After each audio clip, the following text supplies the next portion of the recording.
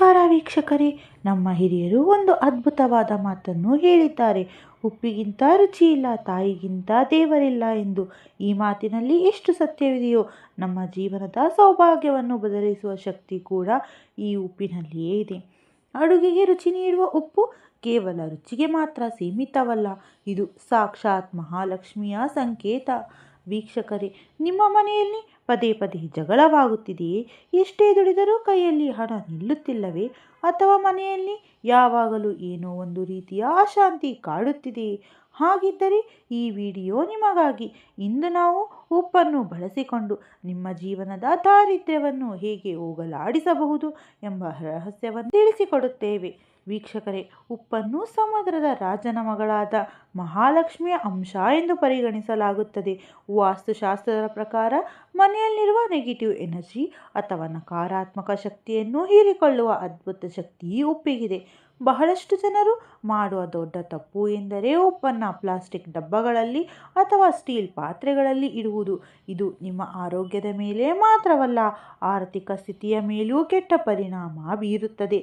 ಯಾವಾಗಲೂ ಉಪ್ಪನ್ನು ಗಾಜಿನ ಅಥವಾ ಚಿನ್ನಿ ಕಟ್ಟಿಯ ಜಾರಿನಲ್ಲಿಯೇ ಇಡಬೇಕು. ಇದು ಮನೆಯ ವಾಸ್ತು ದೋಷವನ್ನು ನಿವಾರಿಸಿ ಪಾಸಿಟಿವ್ ಎನರ್ಜಿಯನ್ನು ಹೆಚ್ಚಿಸುತ್ತದೆ. ಈಗ ಮುಖ್ಯ ವಿಷಯಕ್ಕೆ ಬರೋಣ. ನಿಮ್ಮ ಉಪ್ಪಿನ ಡಬ್ಬಕ್ಕೆ ನೀವು ಹಾಕಲೇಬೇಕಾದ ಈ ಒಂದು ವಸ್ತು ಯಾವುದು ಗೊತ್ತೇ? ಅದುವೇ ಲವಂಗ. ಹೌದು ವೀಕ್ಷಕರೇ, ಉಪ್ಪಿನ ಡಬ್ಬಿಯಲ್ಲಿ 4-5 ಲವಂಗಗಳನ್ನು ಹಾಕಿ ಇಡುವುದರಿಂದ ಮನೆಯಲ್ಲಿ ಹಣದ ಹರಿವು ಹೆಚ್ಚಾಗುತ್ತದೆ. ಉಪ್ಪು ಲಕ್ಷ್ಮಿಯ ರೂಪವಾದರೆ ಲವಂಗವು ಆಕರ್ಷಣೆಯ ಶಕ್ತಿಯನ್ನು ಹೊಂದಿದೆ. ಈ ಎರಡರ ಸಮ್ಮಿಲನವು ನಿಮ್ಮ ಜೀವನದಲ್ಲಿ ನಿಮ್ಮ ಮನೆಯಲ್ಲಿರುವ ದಾರಿದ್ರ್ಯವನ್ನು ದೂರ ಮಾಡಿ ಕಷ್ಟಗಳನ್ನು ಬೆಣ್ಣೆಯಂತೆ ಕರಗಿಸುತ್ತದೆ. ಇದರಿಂದ ಮನೆಯಲ್ಲಿ ಸುಖ ಶಾಂತಿ ನೆಲೆಸುತ್ತದೆ. ಇನ್ನು ಕೆಲವು ಮನೆಗಳಲ್ಲಿ ಗಂಡ ಹೆಂಡತಿಯ ನಡುವೆ ಸಣ್ಣ ಪುಟ್ಟ ವಿಷಯಕ್ಕೆ ಕಲಹವಾಗುತ್ತಿರುತ್ತದೆ. ಅಂತಹ ವೀಕ್ಷಕರಿಗಾಗಿ ಒಂದು ಸರಳ ಉಪಾಯವಿದೆ. ಒಂದು ಸಣ್ಣ ಗಾಜಿನ ಬಟ್ಟಲಿನಲ್ಲಿ ಸ್ವಲ್ಪ ಕಲ್ಲುಪ್ಪು ಹಾಕಿ ನಿಮ್ಮ ಮಲಗುವ ಕೋಣೆಯ ಒಂದು ಮೂಲೆಯಲ್ಲಿ ಇಡಿ. ಇದು ದಂಪತಿಗಳ ನಡುವಿನ ಮನಸ್ತಾಪವನ್ನು ದೂರ ಮಾಡಿ ಪ್ರೀತಿಯನ್ನು ಹೆಚ್ಚಿಸುತ್ತದೆ. ನೆನಪಿಡಿ, ಈ ಉಪ್ಪನ್ನು ವಾರಕ್ಕೆ ಒಮ್ಮೆ ಬದಲಿಸಲೇಬೇಕು.